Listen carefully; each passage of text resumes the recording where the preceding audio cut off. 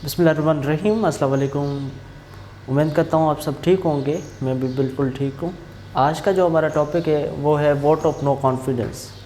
Vote of no confidence क्या है और फर्स्ट जो वोट ऑफ कॉन्फिडेंस कामयाब हुई है उसके बारे में भी ज़रा हम कुछ जानने की कोशिश करेंगे। वोट ऑफ नो कॉन्फिडेंस एक आईनी तरीका है जिसके ज़रिए पाकिस्तान के प्राइम मिनिस्टर को घर भेजा जा सकता है। Vote of no confidence article 95 of the constitution में मेंशन्ड है, जिसमें किसी भी वज़ीर आज़म के ख़िलाफ़ vote of no confidence simple majority के साथ पास की जा सकती है, जिसके फ़ौरन बाद वज़ीर आज़म अपने ओहदे को छोड़ देंगे। ठीक है। अब अभी जो इमरान खान साहब के ख़िलाफ़ वोट ऑफ नो कॉन्फिडेंस आई थी वो कामयाब हुई है। पाकिस्तान के वज़ीर आज़म के ख़िलाफ़ वोट ऑफ नो कॉन्फिडेंस आ चुके हैं पहले भी, लेकिन इमरान खान साहब पहले वज़ीर आज़म हैं पाकिस्तान की हिस्ट्री में जिसके ख़िलाफ़ वोट ऑफ नो कॉन्फिडेंस कामयाब हुई। ये वोट ऑफ नो कॉन्फिडेंस गालिबन 8 मार्च को नेशनल असम्बली के सेक्रेटरीट में जमा करवाई गई अपोजिशन की तरफ से, जॉइंट अपोजिशन की तरफ से। उसके बाद क्योंकि असम्बली सेशन में नहीं थी, असम्बली की सेशन रिक्वेजिशन जमा करवाई गई और 14 दिन में लाजमी है कि असम्बली की जो सेशन है वो बुलवाई जाए। लेकिन हुआ क्या कि 14 दिन के अंदर अंदर असम्बली का इजलास नहीं बुलवाया गया,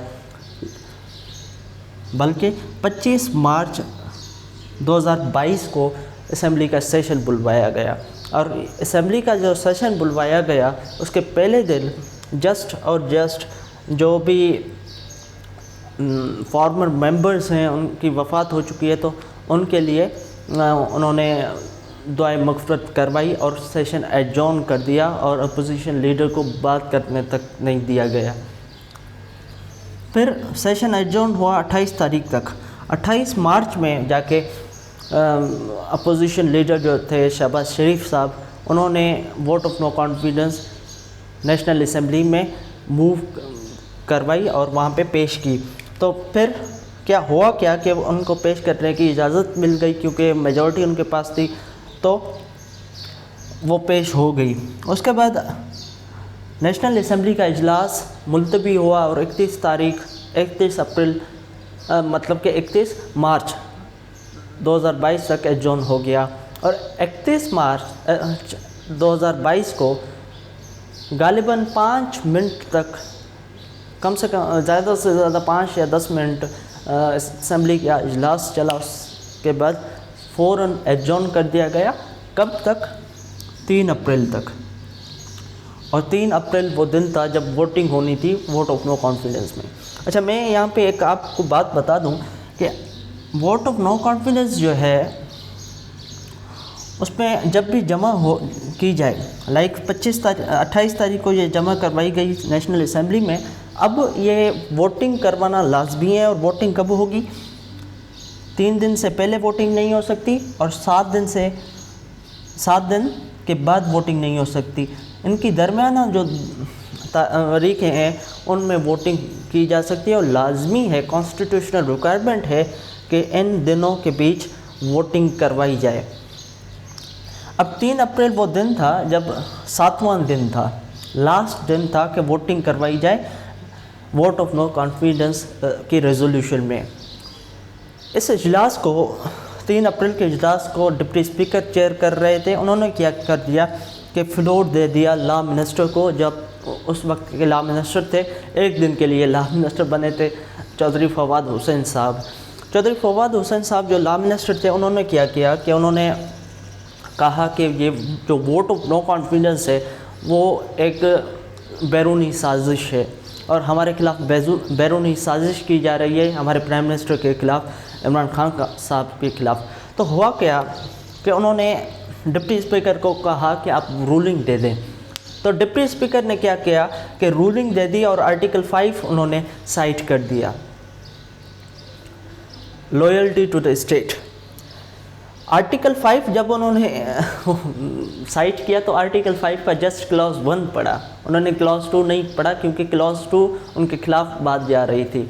हुआ क्या कि उन्होंने फिर रूलिंग दे दी गई कि vote of no confidence, deputy speaker ने रूलिंग दी थी गालिबन कि जो वोट ऑफ नो कॉन्फिडेंस है वो आइन और कानून के मुताबिक होना लाजमी है, और ये आइन और कानून के मुताबिक नहीं है क्योंकि ये बैरूनी साजिश है, तो उन्होंने उसको ख़त्म करवा दिया।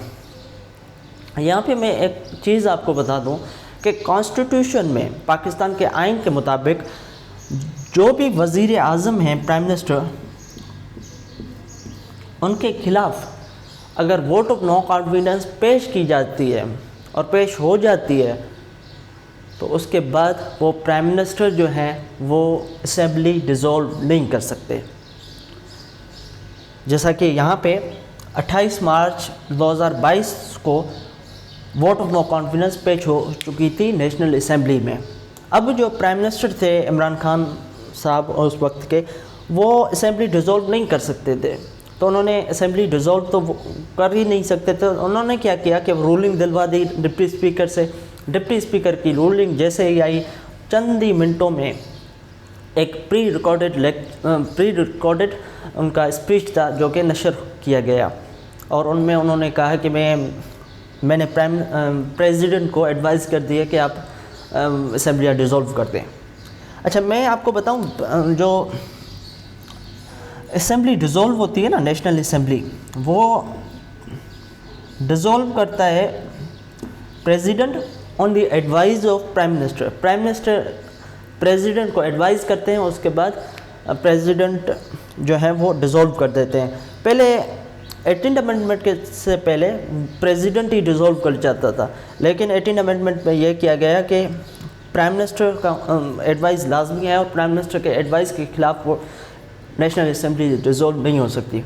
अब हम आ जाते हैं वापस 3 अप्रैल 2022 तक। अच्छा, 3 अप्रैल में क्या हुआ कि क्योंकि रूलिंग दे के वोट ऑफ नो कॉन्फिडेंस को ख़त्म किया गया, तो फिर प्राइम मिनिस्टर इमरान खान साहब ने प्रेसिडेंट आरिफ अलवी को एडवाइस दे दी कि आप नेशनल असेंबली डिज़ोल्व कर दें, और कुछ ही मिनटों में नेशनल असेंबली डिज़ोल्व की गई। ये 2022 का पहला रमज़ान था, पहली रमज़ान थी, ठीक है। अब क्या हुआ कि प्रेसिडेंट ने एडवाइस कर दिया, नेशनल असेंबली डिज़ोल्व हो गई, एक कॉन्स्टिट्यूशनल क्राइसिस क्रिएट हो गया।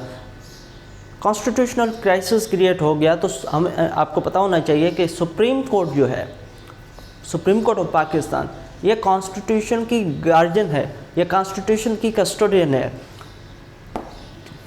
तो सुप्रीम कोर्ट ने क्या किया कि उसी दिन 3 अप्रैल को, ये संडे था, संडे वाले दिन चीफ जस्टिस उमर अता बंदयाल ने सो मोटो नोटिस ले लिया इस रूलिंग का, ठीक है, क्योंकि इस रूलिंग के बाद एक कॉन्स्टिट्यूशनल क्राइसिस क्रिएट हो गया। रूलिंग दे दी और क्योंकि पहली रमज़ान थी तो उस दिन जस्टिस मकबूल बाकर के ऑनर में इफ्तार पार्टी भी थी सुप्रीम कोर्ट में। तो चीफ जस्टिस साहब ने सुप्रीम कोर्ट आना था और उन्होंने वो आए और इफ्तार से कुछ ही मिनट पहले उन्होंने एक हंगामी समाअत की जिसमें 3 मेंबर बेंच था।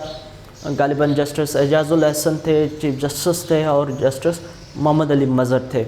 उन्होंने एक हंगामी जो है हियरिंग की और उसके बाद उन्होंने एक शॉर्ट ऑर्डर पास कर दिया कि कोई भी स्टेट इंस्टीट्यूशन इस कॉन्स्टिट्यूशनल क्राइसिस का गैर आइनी फ़ायदा न उठाए। गालिबन का जो इशारा था वो माशाल्लाह की तरफ था। अच्छा, फिर हुआ क्या, 3 अप्रैल को एक मुख्तसर समाअत हुई और हंगामी समाअत हुई है। उसके बाद एडजॉर्न किया गया 4 अप्रैल को, मंडे वाले दिन, ट्यूसडे वाले दिन, वेडनेसडे वाले दिन ये समाअत चलती रही। जाके 7 अप्रैल को गालिबन थर्सडे वाले दिन समाअत मुकम्मल हुई और जजमेंट को रिज़र्व किया गया, फैसले को महफूज किया गया और जैसा आपने कहा कि फ़ैसला जो है वो इफ्तार के बाद सुनाया जाएगा। जब इफ्तार हो गई तो सारी दुनिया की नज़रें सुप्रीम कोर्ट ऑफ पाकिस्तान पे थी कि यहाँ से कौन सा फ़ैसला आता है।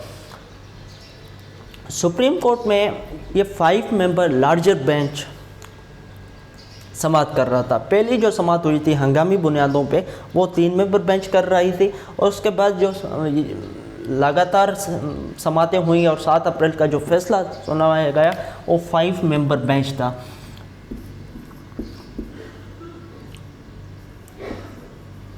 फाइव मेंबर बेंच था, ठीक है। अब इन्होंने एक मुश्तरका फ़ैसला दिया 5-0 से, यूनानिमस फ़ैसला सुप्रीम कोर्ट ने दिया कि जो रूलिंग है कासिम सूरी की डिप्टी स्पीकर की वो अनकॉन्स्टिट्यूशनल है, वो कॉन्स्टिट्यूशनल नहीं था, वोटिंग करवाना लाजमी है। क्योंकि रूलिंग कॉन्स्टिट्यूशनल अनकॉन्स्टिट्यूशनल है, इसका मतलब है कि vote of no confidence pending है। अब vote of no confidence pending है तो मैंने यहाँ पे भी आपको बताया था कि अगर vote of no confidence pending हो तो प्राइम मिनिस्टर जो हैं वो एडवाइस नहीं कर सकते प्रेसिडेंट को कि आप डिसॉल्व कर रहे हैं नेशनल असेंबली, तो नेशनल असेंबली भी डिसॉल्व वो नहीं कर सकते थे, तो नेशनल असेंबली को भी सुप्रीम कोर्ट ने रिस्टोर कर दिया। क्योंकि एक मेलाफाइड नज़र आ रही थी, मेलाफाइड इंटेंशन नज़र आ रही थी गवर्नमेंट की तरफ से, तो इसीलिए सुप्रीम कोर्ट ने डायरेक्शन दे दी, सुप्रीम कोर्ट ने डायरेक्शन दे दी स्पीकर को कि आप 9 अप्रैल 2022 10:30 AM तक आप इजलास बुलवाएं और वोट ऑफ नो कॉन्फिडेंस पे वोटिंग करवाएं। ये जो इजलास होगा 9 अप्रैल से पहले या 9 अप्रैल तक, उस इजलास का ऑर्डर ऑफ डे जो होगा वो यही इस इजलास का ऑर्डर ऑफ डे सेम होगा, मतलब कि जस्ट और जस्ट वोटिंग होनी है। जैसे ही 8 अप्रैल हुआ, 8 अप्रैल को हुकूमत ने ये एक स्ट्रेटजी बनाई कि हमारे जो मेंबर्स होंगे, हमारे मेंबर्स लंबी लंबी तकरीरें करेंगे और लंबी लंबी तकरीरें करके वोटिंग नहीं कर पाएंगे। हुआ क्या कि 10-10 बजे सेशन तो स्टार्ट हो गया, लेकिन वो चलते चलते रात हो गई, इफ्तारी हो गई। इफ्तारी के बाद टाइम बहुत ज़्यादा हो गया और 10-10:30 बजे जाके पता चला कि सुप्रीम कोर्ट रात को खुल रही है, क्योंकि सुप्रीम कोर्ट का ऑर्डर था कि वोटिंग करवाएं, और सुप्रीम कोर्ट का ऑर्डर अगर नहीं माना जाए तो सुप्रीम कोर्ट की कंटेम्प्ट ऑफ कोर्ट प्रोसीडिंग जो है वो स्टार्ट हो सकती है। तो सुप्रीम कोर्ट ने, चीफ जस्टिस साहब ने सुप्रीम कोर्ट खोलने का ऑर्डर दे दिया, और supreme court Islamabad high court जो है वो भी खुल रही थी। अच्छा, यहाँ पे मैं आपको बात बता दूँ कि सुप्रीम कोर्ट जो ऑर्डर करती है वो ऑर्डर आर्टिकल 187 में उसकी एग्जीक्यूशन हाई कोर्ट करती है, ठीक है। अब अगर कंटेम्प्ट की प्रोसीडिंग होती हैं तो 187 में फिर वो हाई कोर्ट उनमें एग्जीक्यूशन करवाती। अच्छा, हाई कोर्ट भी खुल गई, सुप्रीम कोर्ट भी खुल गई, क्योंकि 12 बजने वाले थे, तो सुप्रीम कोर्ट का यही इंटेंशन था कि अगर 12 बजे तक वोटिंग नहीं करवाई गई तो 12 के कुछ मिनट बाद ये 5 मेंबर जो लार्जर बेंच था उसने समाअत करनी थी और हंगामी बुनियादों पे, और समाअत करके कंटेम्प्ट ऑफ कोर्ट की प्रोसीडिंग स्टार्ट करनी थी। लेकिन हुआ क्या कि उससे पहले 12 बजे से पहले गालिबन 11:45 PM को स्पीकर जो थे स्पीकर जो थे असद कैसर साहब, उन्होंने रिज़ाइन दे दिया और उन्होंने आके असेंबली में स्पीकर चेयर पर बैठे और उन्होंने रिज़ाइन दे दिया। रिज़ाइन दे के ये जो चेयर है वो दिया अयाज सादिक को, वो चेयर ऑफ पैनल्स में थे, पैनल ऑफ चेयर्स में थे, ठीक है। तो फिर उन्होंने अयाज सादिक ने ये वोटिंग करवानी थी। गालिबन टाइम हो रहा था 11:58, 12 बजे जैसे 2 मिनट पहले वोटिंग स्टार्ट करवाई गई। अयाज सादिक स्पीकर के चेयर पे थे और उन्होंने वोटिंग स्टार्ट करवाई और वोटिंग स्टार्ट करके असेंबली का जो सेशन था 9 अप्रैल का उसको एडजॉर्न करके, क्योंकि नया डे स्टार्ट हो रहा था तो एडजॉर्न करके 10 अप्रैल तक एडजॉर्न कर दिया और कुछ ही मिनटों में फिर इजलास स्टार्ट हो गया। कुरान शरीफ की तिलावत की गई और फिर वोटिंग करवा के, क्योंकि जॉइंट अपोजिशन के पास नंबर पूरे थे तो गालिबन 174 नंबर के साथ ये vote of no confidence prime minister Imran Khan साहब के ख़िलाफ़ ये वोट ऑफ नो कॉन्फिडेंस कामयाब हुई और वो फिर वज़ीर आज़म नहीं रहे। उन्होंने वज़ीर आज़म हाउस को छोड़ दिया और नेक्स्ट डे फिर वोटिंग हो गई और न्यू प्राइम मिनिस्टर जो थे शहबाज शरीफ वो इलेक्ट हो गए। उम्मीद करता हूँ ये सारा लेक्चर आपको समझ में आ गया होगा और अगर आपको कुछ समझ में नहीं आया तो आप काइंडली कमेंट बॉक्स में कमेंट करके पूछिएगा। Thank you very much.